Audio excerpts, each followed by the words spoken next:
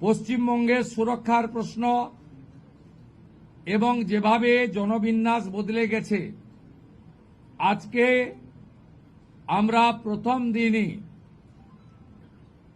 আমরা কেন্দ্রীয় স্বরাষ্ট্র দপ্তর তথা বিএসএফ এর সীমান্ত সুরক্ষিত করার জন্য জমি ট্রান্সফার প্রক্রিয়া আমরা আজকে অনুমোদন দিলাম এবং আজ থেকেই ল্যান্ড ট্রান্সফার প্রক্রিয়া শুরু হবে।